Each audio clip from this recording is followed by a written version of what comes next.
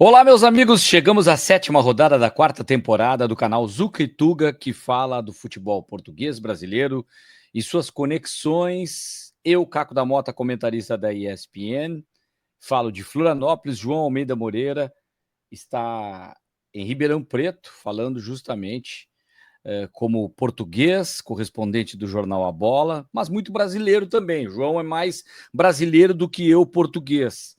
E temos muitas conexões para falar, mas a gente começa, João, tudo bem, com um assunto muito delicado e pela primeira vez tratamos de um assunto muito triste, que vira e mexe acaba acontecendo com o Vinícius Júnior, que é a questão que agora já virou investigação da UEFA do ato de racismo do Prestiani, acusado do Vini Júnior. Declaração muito forte do Mbappé também, que ouviu, disse que viu e ouviu, e não acredito que o jogador mentiria nesse aspecto. Só que não há prova porque o Prestiani, ele fala assim, ele foi covarde, ele fala monomacaco sem aparecer a questão da leitura labial. É complicado. Aí o próprio clube, o Benfica, defende, o José Mourinho ficou um pouco em cima, foi para mim José Mourinho, de muro, ficou em cima do muro. Ele poderia ter defendido a instituição Benfica, talvez no gesto do Vini Júnior ali na bandeirinha, mas não se justifica tudo que se fez depois. Uma coisa não justifica a outra, que é muito maior. Ela é criminosa, o racismo é um crime. Um desrespeito a um clube, a gente vai discutir o cartão amarelo, que é outra coisa. Mas eu vejo como mais um caso que poderemos ter impunidade, João. Antes de passar a palavra, eu lembro que tivemos um caso muito semelhante no Brasil do Edenilson acusando o português Rafael Ramos. A Justiça Comum acabou arquivando sem provas, na verdade inocentando o jogador, e também o STJD, porque não havia provas do que o Rafael Ramos disse para o Edenilson, que era mais ou menos a mesma coisa no jogo do Internacional. O Edenilson já passou pelo Grêmio, já está no Botafogo. O Rafael Ramos nem está mais no Corinthians. E na época, o Corinthians defendeu o Rafael Ramos, como o Benfica defende agora o Prestiani, e também o próprio Vitor Pereira, técnico português, foi à coletiva como Mourinho e também defendeu o jogador português. Então fica aquela acusação sem provas e acaba não tendo punição. Eu lembro que a única punição que recordo, João, e muito emblemática, que mudou demais o comportamento do torcedor do Grêmio, é o caso do Aranha, que eu não sei quantas pessoas, mas quem estava no estádio, o Aranha não teria virado para a arquibancada e chamado o juiz, o árbitro aquela vez, o goleiro do Santos, se ele não tivesse ouvido mais de um macaco vindo da arquibancada. E aí a câmera flagrou uma torcedora e ela acabou sendo punida, mas o Grêmio também foi punido, eliminado da competição, enfim, algo que poderia acontecer em outros casos como este, mas não é isso que me parece que a UEFA faria. Ela vai se punir o Prestiani, o Benfica não será punido. Embora a gente tenha imagens também, não é toda a torcida do Benfica, como sempre a gente fala, não são todos os argentinos, a gente tem que tomar cuidado, não são todos os portugueses, assim como tem brasileiros também que são racistas. Não dá para querer misturar as coisas. A gente tem muita rivalidade com a Argentina, e eu vou pegar uma fala, inclusive, do Felipe Luiz, quando questionado. Nada invalida o que eu penso dos argentinos, que eu gosto desse país, sempre gostei de estar aqui. Claro, ele também estava no território argentino, mediu as palavras, mas ele não deixou de... Ninguém deixa de condenar uma outra coisa em relação ao racismo, mas também não dá para misturar, tem que cuidar a mistura disso. Agora, é importante que tenham punições como essa que teve o Grêmio, mas que venham mais, não fique só naquela. Tudo bem, João? Desculpe eu me alongar no início, te dei, eu acho que umas 3 vezes um bom dia, boa tarde, boa noite aqui já. Bom dia, boa tarde, boa noite. A questão é que esse caso do Grêmio havia provas, né? Viu uma moça, pelo menos uma, a gritar, né? Portanto, aí ela não tinha escapatória. Agora, nas outras, inclusive a do Rafael Ramos, não havia, era só a palavra do Ednilson contra a dele, sendo que mais ninguém dizia ter ouvido. E agora essa do Prestiani, a palavra do Mbappé e de outros jogadores do Real Madrid, mas como ele escondeu a boca, né, num ato, como você falou, covarde, a gente fica sem saber, não há prova, não é? Em rigor não há prova. E se o racismo é um crime terrível, a infâmia também é um crime, né? E, portanto, se a gente é acusado de uma coisa que não fez, é também criminoso. Eu não tenho, assim, muitas dúvidas pessoais do que ele falou, por isso é que ele colocou a camisa à frente, mas, enfim, posso provar? Não posso, então, como a gente não pode provar, eu não sei que punição é que ele vai ter. O que eu sei é que a UEFA vai julgá-lo, quer julgá-lo antes do segundo jogo, né? Da segunda mão, como se fala em Portugal, aqui fala jogo de volta, né? Antes do jogo de volta, querem julgá-lo. O que ele diz é que chamou o Vini Júnior de maricón, ou seja, está se defendendo com homofobia, está se defendendo do racismo com homofobia, enfim. Seja como for, é sempre grave. E, e acho que o José Mourinho errou, porque o José Mourinho, ao falar do jeito que falou do Vini Júnior, é mais ou menos o argumento mini-saia, né? Que é aquele argumento de que a mulher foi o que ela queria, né? É evidente que foi abusada, tá? Também de mini-saia, né? Terrível. Baita exemplo, João. Exatamente isso. Ou seja, o Vini Júnior se provocou ou não, se as dancinhas ou não devem ser punidas, já há uma diferença cultural entre a Europa e a América do Sul, entre a Europa e a África, em que uma dança, depois de fazer um golo virado para o público rival, é considerado na Europa muito provocatório, e por isso ele levou o amarelo, foi punido. Enfim, pode-se criticar esse amarelo ou não, mas segundo a regulamentação da UEFA, ele levou um amarelo, porque provocou o público e isso pode gerar problemas. Pronto, tudo bem. Tudo bem, pode-se criticar, pode-se comentar se é justo ou não esse amarelo. Aqui no Brasil provavelmente seria até considerado injusto, porque a dança dos jogadores é uma coisa muito comum e vista como muito natural, mas na Europa não é tanto, e portanto, provocou, leva um amarelo, que é para não provocar tanto, porque isso pode causar problema. A questão é, não é uma pessoa provocar outra, né, que tem que ser agredida pela cor da pele que tem, né? Isso aí é um caso muito pior. É evidente que o Mourinho sempre defende o clube onde estiver. Se eu fosse treinador do Real Madrid, teria dito que era uma vergonha e que tinha que ser punido e que o jogador não podia jogar, o jogador Prestiani não podia jogar no segundo jogo, etc. Ou seja, a moral dele é de acordo sempre com a camisa que ele defende, né? Mas em relação a isso, agora é ver o que é que a UEFA vai fazer. Não há muitas provas, na minha opinião, é que vão ser a prova do Mbappé e dos outros jogadores a dizerem que também ouviram. Eu não tenho muitas dúvidas, se me perguntarem a mim, acho que ele falou, né? Por isso é que ele colocou a camisa na frente da boca, mas enfim, isso é o que eu digo, o que eu acho, e a justiça não se vê de achamentos, né? E a verdade é que meio mundo do futebol fechou com o Vini Júnior. Apesar do Vini Júnior realmente poderia corrigir, talvez, enfim, não sei se é o termo certo, mas poderia rever um pouco esse tipo de comemoração, na medida em que cria problemas, mesmo além do racismo, pode criar problemas de tumulto, etc. Né? Mas isso é uma questão, não tem nada a ver com esta. O racismo é um crime, e é um crime que tem que ser punido com veemência, desde que seja provado, né? Às vezes não é provado, é uma pena muito, muito criminoso solto aí, porque não há provas, né?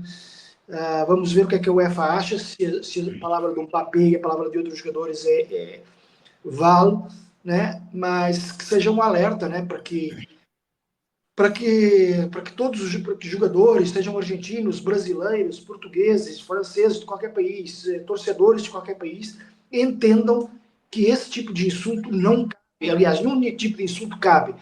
Mas esse de racismo é mesmo crime e, portanto, que era bom que a UEFA realmente desse um exemplo contra o jogador. Eu não gosto de ser muito punitivista, mas acho que ele merecia uma punição para dar um pouco de exemplo. Não o clube, né? Não o clube, porque acho que o Benfica depois começou a vaiar o Vinícius Júnior, mas com vaias de futebol. Isso é futebol, futebol é vaia, futebol é aplauso. Mas houve dois torcedores, eu acho que até dois torcedores pequenos, mirins, né, que foram pegos também a fazer aquele sinal de macaco, enfim, talvez isso mereça alguma punição ao clube. Mas enfim, vamos ver. A UEFA é que decide, vamos ver o que é que ela vai decidir. Essa questão de torcedor, eu sempre falo isso, o clube acaba sendo punido, quando ele é punido, daí, mas os outros torcedores não têm culpa, mas é uma maneira, porque a pior punição para o torcedor de um clube é que o clube perca, No fundo, eles estão ali desesperados por uma vitória. E o torcedor, quase que de uma maneira doentia, quer ganhar a qualquer preço. Então, mesmo que o torcedor não concorde com algumas coisas contra o seu clube, quando é a favor, ele vai passar acima da lei, da ordem, da violência, do racismo, da homofobia, de tudo que estiver errado, vale porque, no fundo, é uma competição, é uma guerra, não tem lei, não tem regra. E não é assim. Agora, eu vejo que esses episódios, daqui a pouco pode ter uma medida protecionista para jogadores que se sentem vulneráveis a esse tipo de ato racista, que é o Vinícius Júnior, justamente por ele sempre acabar não deixando passar. Acho que tem jogador que, que acaba não tendo essa coragem que o Vinícius Júnior está tendo, justamente porque não dá em nada muitas vezes, fica um dizendo uma coisa e outra, e não tem o tamanho do Vinícius Júnior às vezes também, né? Um jogador de seleção brasileira, do Real Madrid. Eu acredito. Um dos melhores do mundo, né? Exato. E O foi próprio ali. Infantino dá uma declaração forte de que a lamentar mais um ato de racismo, alguma coisa nesse sentido. Posso estar sendo enganado, me enganando nas palavras, mas eu li que eu não tenho as aspas exatas, mas que ele lamentou o episódio. Se ele lamentou o episódio é porque ele está vendo que houve racismo e isso tem que ser punido, enfim. Ele está quase que pré-julgando aquilo que não tem prova. É complicado isso mesmo. A questão da prova é que vai pegar nesse caso. Por isso que eu digo, a ação protecionista, talvez futuramente ou em breve, tem algo muito parecido com o que criaram para várias pessoas que sempre disseram que eram abusadas por policiais, por exemplo, e passaram a colocar câmeras agora em policiais. Os atos racistas dos Estados Unidos, muita gente, o abuso, morte, violência dos Estados Unidos de policiais contra negros, ou é um aparelho celular que capta, ou mesmo aquelas câmeras do carro americano na viatura, tem a câmera, ou aquela câmera agora que temos no Brasil já, em várias polícias militares do Brasil, temos a câmera no policial com o áudio, a gravação, e aí uma prova de que às vezes a pessoa diz uma coisa que o policial falou e aí ficava sem prova, mas agora tem uma prova. Daqui a pouco, jogadores como o próprio Vinícius Júnior pede uma ação protecionista e se cria uma microcâmera, um colar, um mínimo colarzinho, algo que não comprometa no jogo. Mas aí alguém vai dizer, mas é um benefício que ele tem, outros não têm. Mas acredito que seria interessante ter alguma coisa de tecnologia, uma blitz nesse sentido, até para homofobia também, jogador que se sente acusado ou desrespeitado, ele pode abrir um protocolo de uso de um equipamento como esse, porque aí o áudio seria captado. Até o que ele está dizendo também. Ele teria que tomar cuidado com aquilo que está dizendo, não em relação a racismo, mas uma ofensa que também possa trazer uma punição, né? Eu não me espantaria que daqui a 10, 20 anos, com a evolução da tecnologia, todos os jogadores usassem uma mini câmera. Do jeito que o árbitro já Seria usa. o ideal. Né? Do jeito que o árbitro já usa, né? Hoje em dia, em algumas competições, a gente viu no Mundial de Clubes e agora também na Premier League, etc. Todos, é evidente que vai ter que ser algo que não comprometa fisicamente os jogadores, né? Porque uma câmera, obviamente, é algo de. Eles não podem usar relógios, não podem usar brincos, etc. Também uma câmera poderá ser perigosa no contacto físico, mas a evolução tecnológica é tão grande e tão rápida que acredito que mais dia menos dia isso aconteça. Vai ter um adesivo, uma coisinha que fica. Da mesma forma que na Fórmula 1 começou por haver um piloto que tinha uma câmera, a gente gostava, eles colocaram uma câmera naquele piloto. Hoje em dia todos têm. E o áudio, inclusive, né? A gente ouve o áudio de todos os pilotos quando falam com as respectivas boxes, né? Com os respectivos chefes de equipe. Então, assim como o VAR tem várias câmeras, existem microfones direcionais que eles não precisam ficar no ar na transmissão, mas eles têm alta capacidade de direcionar exatamente o que está sendo dito, e pode ter futuramente também uma espécie de um investigador, um cara que aponta para alguns problemas para tentar captar alguma coisa que está sendo escondida em áudio e que possa, mesmo com a boca assim, Daqui a pouco o som casado naquele sincronismo do movimento da boca e o tamanho da palavra do som, com até uma gravação, possa ser pego alguma coisa. Isso é muito avançado, acredito que poderemos ter isso em breve, e talvez seja uma saída. Aí não tem mais, aí todo mundo vai tomar mais cuidado também com o que diz. De qualquer forma, tudo isso em paralelo com muita prevenção, né? Porque é muito estranho, porque eu acho que há certos. Eu acredito que na Argentina, que o Brasil é muito. O caso do racismo no Brasil, obviamente, é muito, do ponto de vista teórico, pelo menos, é muito combatido, né? Tem leis muito fortes, o que é natural, porque o Brasil é o segundo país com a maior população negra do mundo. Só a Nigéria tem mais, que é um país populoso de África. Portanto, é óbvio que o Brasil tem que discutir muito esse assunto, e por isso as leis aqui são até mais pesadas do que em outros países. Eu acredito que nos Estados Unidos também seja, porque é um país também muito diverso.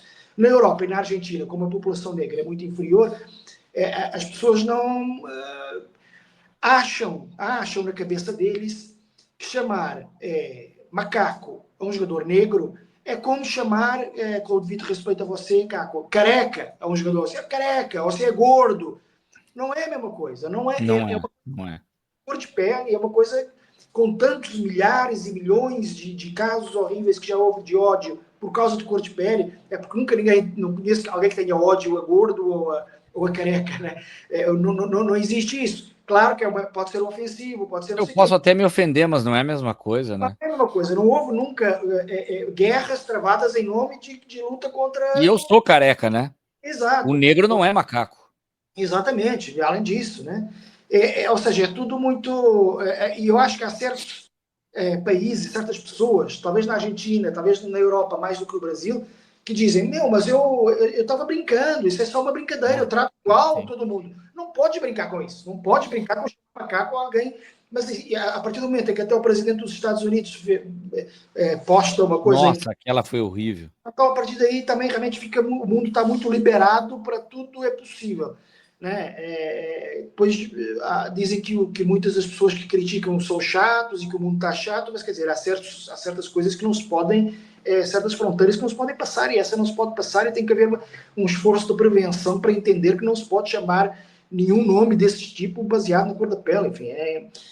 Mas enfim. Eu espero que a irmandade, por exemplo, brasileira e portuguesa não seja arranhada. A gente tem tanto que a gente tem um programa aqui, é tanto carinho de Portugal e Brasil que eu não vejo nem que não seja arranhada também a questão de muitos torcedores, não só descendentes, terem uma admiração pelo Benfica também, mas errou nesse episódio, se O precipitando em já defender o jogador daquela forma, né? Poderia ter dito algo assim mais genérico, de que seja investigado, que tenha alguma coisa. Claro que o clube não vai. Isso é muito parecido com advogado também, de criminoso, né? De traficante, de assassino. O advogado vai lá e não temos o que declarar, ele tem um monte de coisas que ele fala, que todo mundo sabe que foi um crime, que é um assassino, mas o advogado está ali fazendo o papel dele, mas comunicar isso já em rede, da maneira que é feito, enfim. os clubes funcionam muito dessa forma corporativa, tipo, vou defender um dos nossos, porque se por acaso não defendesse, eles podem sentir que depois o grupo ficava, não defenderam se não defenderam ele, também não vão defender a mim, todo o grupo de jogadores, etc. Ou seja, os clubes funcionam muito quase como, entre muitas aspas, quase como uma máfia, assim. Tocou num dos nossos, por mais que esse um dos nossos possa ter cometido um crime, né? Enfim. E a Argentina também, sabe? A gente que é do Rio Grande do Sul tem uma proximidade. Agora mesmo também no litoral do Rio Grande do Sul, no litoral de Santa Catarina, tem muitos argentinos. E sempre tem essa confusão da rivalidade do futebol, e ela já tem um preconceito disso, de lá e cá. De já ter esses argentinos, e eles provando, esses brasileiros, porque confundem com o futebol, com a rivalidade que é tão sadia, é legal ganhar dos argentinos, os argentinos gostam de ganhar dos brasileiros, mas espero que isso também, o Prestiani, não sirva como, é isso que eu digo, criar uma animosidade. Estamos chegando próximo de uma Copa do Mundo, onde a Argentina é muito forte, o Brasil é muito forte, Neymar nem sei se vai, daqui a pouco a gente vai falar, mas muito amigo do, por exemplo, do Messi. Então, eu certa vez, João, para fechar essa coisa, ver como a gente tem isso na cabeça. Eu fui cobrir o Guga num torneio na Alemanha e ele pegou, não me lembro se era quartas ou semifinal, Guillermo Canhas, um argentino. E aí eu perguntei, Canhas, e aí, como é que é a rivalidade com o Brasil, não sei o quê, contra o Guga brasileiro? Eu digo, não, no tênis não tem isso. No tênis é diferente, somos nós sul-americanos contra os europeus. Então eu, o Guga, os paraguaios aqui, outros argentinos e outros brasileiros, a gente é muito amigo, a gente é muito unido, porque é muito parecido tudo que a gente disputa lá fora. E aqui fora, no caso, na Alemanha.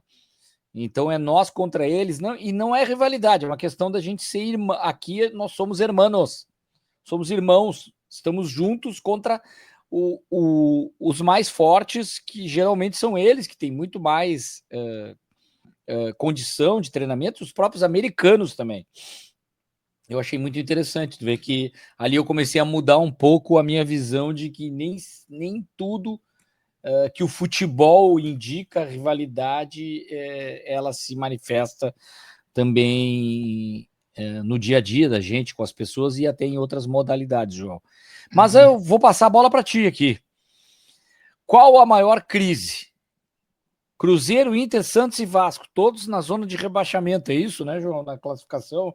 Porque ontem jogou o Corinthians, mas foi mais parte de cima da tabela, não muda nada lá embaixo. Isso. Ontem, para quem está nos assistindo, na sexta-feira, dia da nossa gravação.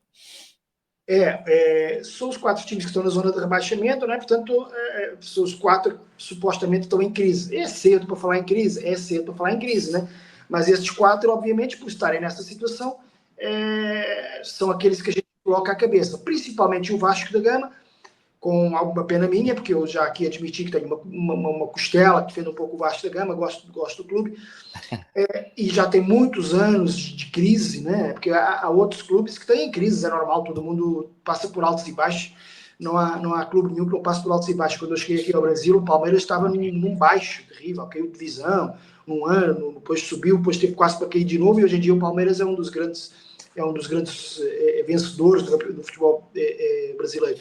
O próprio Flamengo teve nos anos 2000 tempos péssimos, horríveis, sem ganhar nada, e agora está como está, sendo um grande dominador não só no Brasil, como no continente e no mundo até.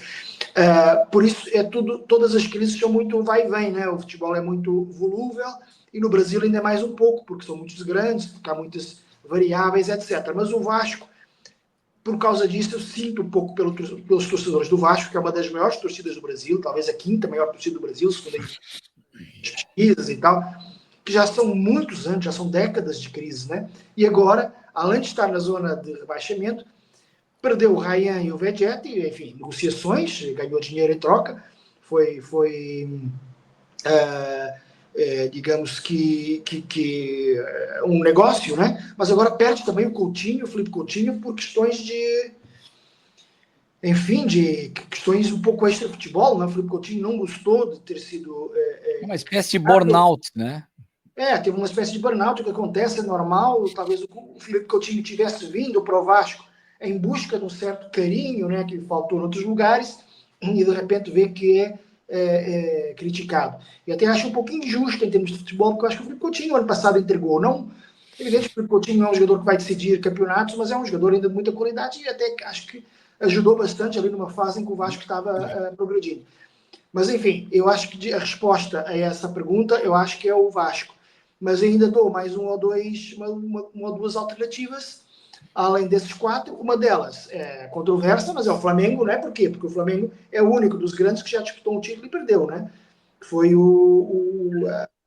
a Supercopa do Brasil. E agora, na Recopa, o jogo ontem, para quem nos assiste na sexta-feira, perdeu também o primeiro jogo, né? Então, resultado desanimador, né? Em casa vai ter que ganhar contra um Lanús que é forte e que vai se defender. O Flamengo também não está bem. Está com cheio esta temporada, está com cheio daquela temporada do Vítor Pereira, né? Em que o Flamengo estava com um monte de campeonatos para disputar, que eram as Recopas, as Supercopas, etc. E acabou por perder tudo, né? Inclusive, acho que perdeu o estadual nesse ano. E outra Será que vai hipótese... inverter com o Palmeiras? O Palmeiras não ganha os títulos e o Flamengo acaba levando e o Palmeiras começa melhor o ano, né? Começa melhor esse ano. E, entretanto, eu acho que fica mais alerta, né? O time que perde no ano anterior fica mais alerta para o ano seguinte e, de repente, talvez o Flamengo tenha descansado um pouco, mesmo que inconscientemente tenha descansado e por isso também está agora a sofrer um pouco. E outra hipótese de crise é o Atlético Mineiro, não tanto pelos resultados, que não são bons, mas também não são péssimos, mas porque já perdeu o treinador, né? É o único grande do Brasil que já perdeu o treinador nesta temporada. O E São ainda Paulo... não tem treinador, tá parecido com o Botafogo ano passado, né? Que demorou Exato.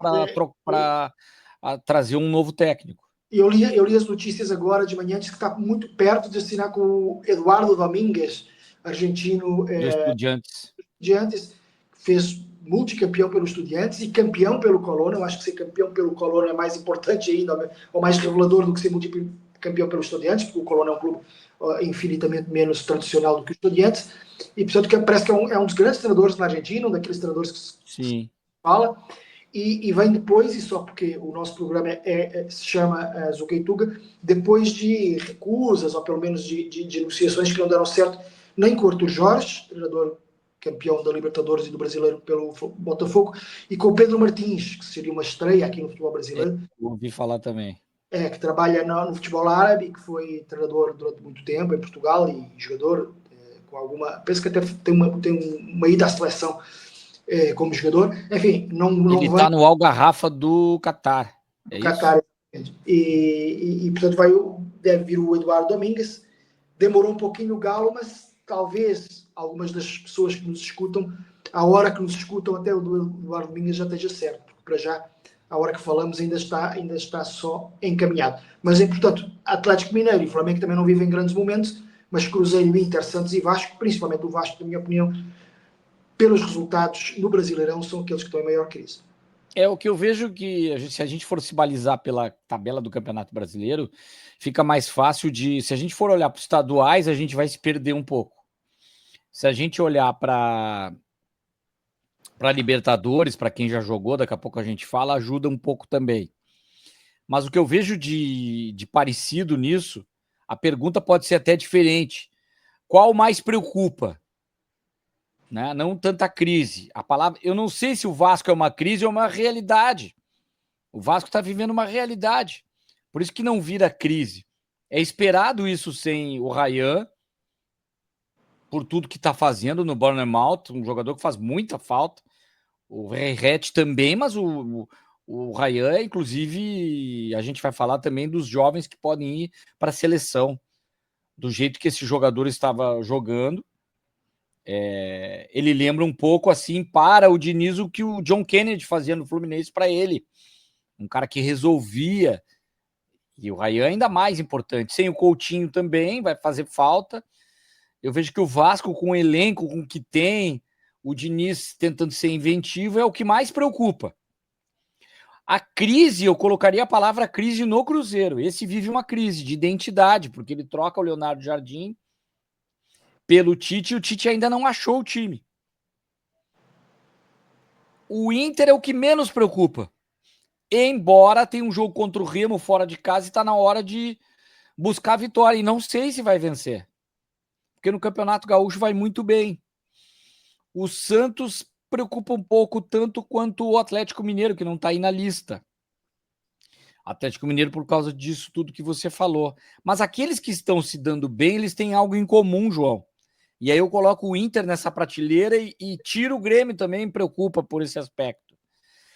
Os técnicos, alguns, não se deram conta que a temporada, com esse calendário apertado, não dá para testar muito o time e mudar e alternar as equipes. Aí eu vou mudar de página aqui para falar exatamente o que acontece no Flamengo, que não é Libertadores, mas é a Recopa contra o Lanús, e ele perde por 1-0 o primeiro jogo, porque o Felipe Luiz, tudo bem que você tem que mexer no time, poupar jogadores, mas você começa com o Carrascal como falso 9 e o Pedro no banco. E aí, nessa hora, tem que ser pragmático, não pragmático, eu sempre falo isso, não pragmático em sistema tático. Ser pragmático no sistema tático é jogar de forma reativa. Eu digo pragmático na atitude. Ser mais conservador. E isso o Dorival Júnior dá aula. É cada um no seu quadrado, sabe, João? Centroavante no lugar do centroavante. Extrema, que se chama hoje, o ponta no lugar do ponta. Tendo um camisa 10, como o Garro, que vai lá e faz o gol contra o Atlético Paranaense no jogo do Campeonato Brasileiro, com o Memphis Depay. Sem Yuri Alberto, você coloca o Vitinho. Então, assim, é sem muita invenção e muito teste, que é o que está fazendo o Luiz Castro no Grêmio. E pode ser eliminado pelo Juventude, porque o Juventude está muito mais pragmático com o Barbieri. O Inter... tem um novo técnico. Tá, mas eu não estou entendendo teu argumento, então. O Leonardo Jardim sai, entra o Tite, mas o Inter também trocou de técnico, tem o Pesolano, mas o Pesolano manteve a estrutura do time do ano passado. Quando jogam os titulares do Inter, é o Alan Patrick, é o Borré, é o Carboneiro de um lado, é o Bernabé recuperado. Então, ele mantém aquela estrutura que inclusive compromete alguns jogos. O próprio Mercado, que é um grande zagueiro, comprometendo. Mas o Grêmio, ele tem um grande jogador, por exemplo, o Carlos Vinícius, mas tudo que está ao redor do Carlos Vinícius é trocado em todos os jogos, não tem uma estrutura. E quase que o Luiz Castro volta, depois de ter criticado, já falei sobre isso, ao mesmo sistema do ano passado, com o Edenilson, que já foi, com o Dodi, e não tendo um meio campo. Qual é o meio campo do time do Grêmio titular? A gente vai saber agora no jogo decisivo. Nesse jogo contra o Juventude, você vai saber qual é o Grêmio em hora decisiva. Porque o Luiz Castro não vai poder fazer teste. Acho que o Botafogo, ele está numa sequência de derrotas de 6 jogos, também porque tem um novo técnico, o Martinho Anselmi, mas por circunstância, ele não tinha jogadores importantes e ele tinha uma altitude para fazer um jogo diferente. Para mim, foi o único da Libertadores que ele perdeu, mas perdeu podendo ter empatado e jogando quase tão bem ou melhor que o adversário. Perdeu muitos gols. Não tinha o Arthur Cabral também no jogo. Agora, o Bahia manteve a sua estrutura, mas ele foi dominado pelo O'Rings. Mas pode reverter também o jogo dentro de casa. O Bahia é muito forte no Campeonato Brasileiro. Aí eu vejo, para fechar meu raciocínio, o São Paulo, quando ele joga contra o Grêmio, ele coloca o Caleri de novo, ele tem Luciano, ele coloca o Lucas Moura, ele potencializa, ele é pragmático nisso. Eu tenho os melhores jogadores aqui, aqueles que marcam gol. Então eu vou colocar esses jogadores no jogo mais importante, contra um adversário mais difícil, que o Grêmio, certamente, com as contratações que fez e o novo técnico, era um adversário a ser batido e bateu muito bem. Poderia ter goleado o Grêmio. Então eu vejo o Corinthians faz isso também. E o Flamengo está se perdendo nisso, João. O Flamengo está mudando, está querendo encaixar, por exemplo, o Lucas Paquetá, quando ele deveria talvez começar no banco, como começou em alguns jogos. Não é para tentar encaixar agora o Lucas Paquetá. Mas como ele tem gordura para queimar, eu acho que o que menos preocupa é o Flamengo. Porque o Flamengo, daqui a pouco, quando ele escalar o time corretamente, no Brasileiro, ou até no jogo da volta, ele pode acabar passando pelo Lanús com tranquilidade. Por mais que o Lanús não seja a má equipe e tenha uma vantagem boa, eu vejo diferente da situação dos outros brasileiros. Apesar que o Botafogo também... Eu vejo a situação do Bahia, são duas competições diferentes, né? O Flamengo é Recopa, o Bahia e o Botafogo é ainda a fase de pré-Libertadores, que a gente chama. Mas eu vejo a situação do Bahia um pouquinho mais complicada, mas todos eles podem reverter. Então, assim, a maior crise para mim é a do Cruzeiro, porque se não funcionar, acho que o Tite corre o risco de cair. E o Santos, o Vasco é o que mais preocupa. O Santos com o Neymar, eu acredito que vai crescer um pouquinho. Não vai ser tudo aquilo, mas vai melhorar bastante. Agora tem um jogaço contra o Novo Horizontino, que foi o melhor da primeira fase no Campeonato Paulista. É um bom teste para o Santos ganhar confiança ou até perder confiança nesse aspecto, João. Quer falar um pouquinho do Bahia e do Botafogo, que dessa questão aí, já falasse do Flamengo, né? Você já falou tudo, eu já falei também do Flamengo. Eu acho que, independentemente das dificuldades que os brasileiros estão demonstrando nas competições internacionais, né, com 3 derrotas, 1-0 fora, né, tanto Botafogo como Flamengo como o Bahia perderam todos por 1-0, né, ou seja, desvantagens recuperáveis, mas mesmo assim preocupantes, né. Eu acho que, apesar de tudo isso, o Brasil vai ser hepta na Libertadores, ou seja, vai ganhar pela 8ª vez consecutiva, na minha opinião, a Libertadores, não há grande dúvida disso, né? Vai ultrapassar a Argentina, finalmente, né? E em número de vitórias na Libertadores, nesse momento está 25-25 em vitórias, eu acho que vai passar para 26-25, porque poucas vezes, como este ano, a Libertadores esteve tão desenhada para clubes brasileiros. Eu acho até, sem querer exagerar, que o Mirassol tem mais chances que qualquer time gringo, digamos assim. Porque você da Argentina não tem River Plate este ano, só tem Boca Juniors, né? Então, é evidente que há clubes equatorianos bons, o Equador tem subido bastante de qualidade no futebol, e outros tradicionais do Uruguai, etc. Mas eu acho que, apesar dos times brasileiros estarem ainda, por causa dessas dificuldades que você falou também, do calendário, etc., ainda a ganhar balanço, eu acho que no final vamos estar aqui celebrando mais uma vitória do clube brasileiro em Libertadores. Daqui a pouco até uma LDU complica alguém. Tem esses clubes O assim. próprio Estudiantes, que a gente estava citando, mas se perde o técnico, se complica.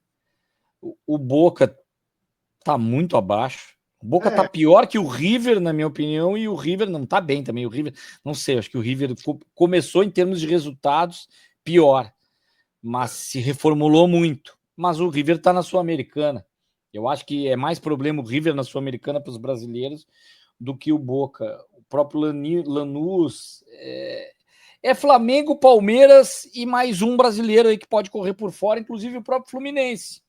eu acho que sim. O Corinthians também, daqui a pouco no mata-mata aí, olha. O Fluminense eu não citei, ele também faz isso. O Zubeldia escala os melhores jogadores, tá apostando muito no John Kennedy agora, recuperado, Canóbio, então é um time forte também com esses atacantes e tá jogando bem o time do Fluminense. Você falou em Fluminense e eu lembrei, pode ser o hepta de clubes brasileiros, ou seja, o 8º título consecutivo, e pode ser o penta de clubes cariocas, né? Ganharam as últimas 4 os clubes cariocas da Libertadores, ou seja, um domínio do Rio de Janeiro na Libertadores, 2 do Flamengo, uma do Fluminense e uma do Botafogo. Será que vai ser outra vez um clube carioca a levantar a taça? Vamos ver.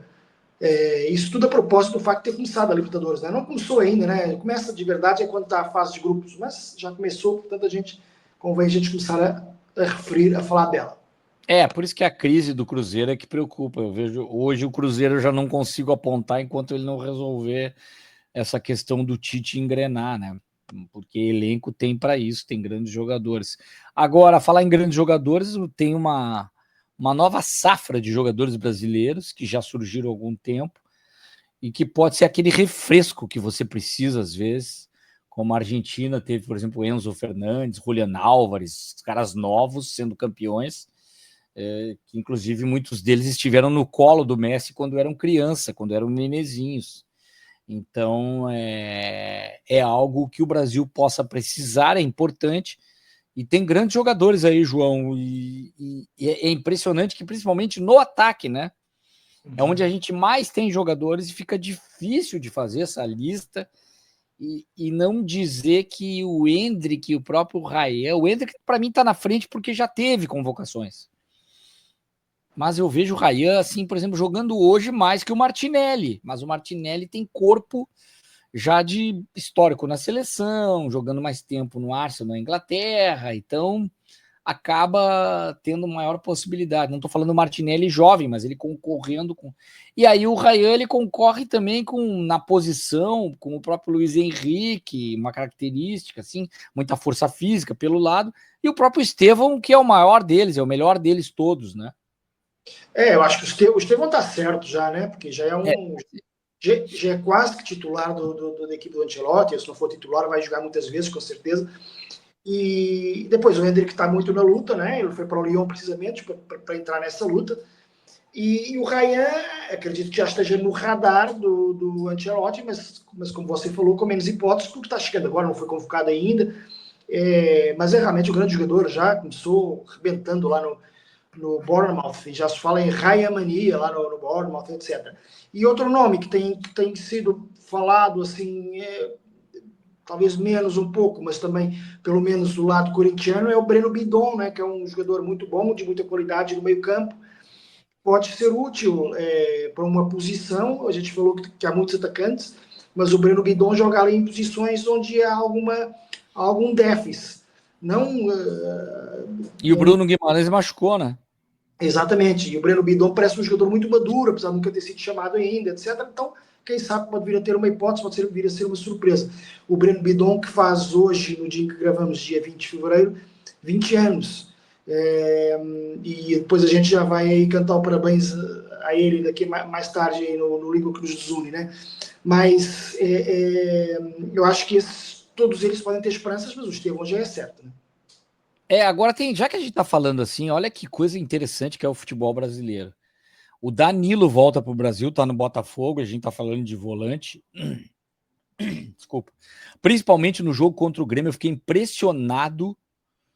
E ele tá machucado. Agora é outro que não foi no jogo também, né, e compromete o Botafogo, né?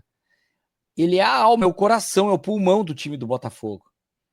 E esse perfil, hoje, do que tá jogando, eu vejo à frente do Gerson, por exemplo, que já foi falado. E potencial, um pouco de histórica, experiência que teve, porque o outro é garoto, acima do Bidon, que é excelente jogador. E tem o André. Desculpa interromper, mas tem o André Santos também lá no Chelsea, que tem sido muitas vezes chamado pelo Ancelotti. Enfim, que também, nesse momento, talvez esteja atrás do Danilo, né? Tem outros que passaram pelo Flamengo, pelo João João Gomes, Gomes, né? o André que era do Fluminense. O André do Fluminense, Então tem Muito. muita gente. Aí eu vou te fazer uma provocação. Não sei se tu viu o jogo, ou viu os gols, ou sei que tu leu. O Gabriel Sara tá jogando demais. Eu tenho feito jogos dele, sabe? E aí eu fico pensando assim: você dá chance pro Paquetá, um cara que joga no meio, canhoto, chuta de longe, cobra falta, tem uma canhota impressionante. Sempre foi um jogador bom, mas era um jogador muito desligado. Meio desligado naquele sentido assim, parecido com o Ganso, que é um excelente jogador, mas às vezes apaga no jogo. Não tem aquela intensidade. E eu acho que o futebol turco deu para o Sara uma injeção que ele precisava, sabe? Um tempero, que eu já fiz jogos dele pelo Galatasaray, inclusive contra o Fenerbahçe, clássico, a gente comenta o campeonato turco. Não sei, é complicado isso agora numa reta, mas é uma característica de um jogador que bate de longe que vejo interessante. Não sei se é loucura pensar também nesse nome agora, nessa janela aí. Da última, penúltima, né? Porque a final é a derradeira, é a da Copa, mas tem essa agora dos amistosos de março. Acredito que esteja no radar alargado, né? No radar mais alargado do Ancelotti, não naquele radar mais curto, mas é um nome que vai ter que, se não agora, pelo menos no futuro, vai ter que entrar, né? Porque é um jogador que é um dos melhores jogadores do Galatasaray, que é um clube grande, né? Então, numa liga razoável, como é a Liga Turca, então tem que ser falado. Entretanto, quem não vai ser falado de certeza é o Maurício, jogador que brilhou, pode-se dizer que brilhou, né, no Internacional, e que no Palmeiras também tem jogado bem, jogado muitas vezes, é bem titular, não se pode dizer que seja um titular absoluto, e que vai jogar na seleção do Paraguai, né? Interessante, é um reforço entre seleções, é um mercado de seleções que também mexe. O Maurício é neto de paraguaios, então falou com o Gustavo Gomes, colega de equipe, e o Gustavo Gomes até facilitou um pouco esses documentos necessários, então, de repente, até pode vir a ser utilizado pelo Paraguai na Copa do Mundo, vamos ver, né? A gente não falou do Alisson Santos também, que no Napoli tá arrebentando depois que saiu do... Fez um gol já e querem renovar com ele. E a Federação Tunisiana já demonstrou interesse, porque o pai dele jogava lá, ele tem Eu não sei se ele já tem a cidadania, a nacionalidade, ele tem a dupla nacionalidade, então ele poderia, se ele quisesse, daqui a pouco, ir para a seleção da Tunísia. Tenho certeza que se ele se candidatasse, a Tunísia pegava. Então é interessante essa questão de dupla cidadania, jogadores aproveitarem isso para ir para a Copa. Mas o Alisson sempre falou que o sonho dele, pela idade, ele pode esperar e ir para uma Copa do Mundo. Ele está arrebentando. E para não dizer que não falei de outros jogadores também, essa convocação de março dá para tentar alguma coisa diferente, uma última cartada, não sei se vai ser decisiva, é difícil dizer que vai ser decisiva, mas não custa testar. Por exemplo, o Pedro já foi testado várias vezes. Todo mundo sabe o que o Pedro pode entregar. Então, se o Pedro entrar numa reta até a Copa do Mundo pelo Flamengo jogando demais, o Ancelotti pode chamar ele para a Copa, independente dele estar ou não nos amistosos agora. Mas o Carlos Vinícius, pelo que tem feito no Grêmio, daqui a pouco é uma característica que também pode ser chamado ou não. Não sei, porque só que no ataque é difícil. É difícil, a gente vai falar do Igor Thiago também, que para mim já passou à frente do Igor Jesus, o outro Igor. É muito atacante, é até um problema já para o Brasil. É tanto atacante que daqui a pouco você não leva um que pode ter sido aquele cara que num jogo decisivo seja o cara da decisão, do gol, enfim.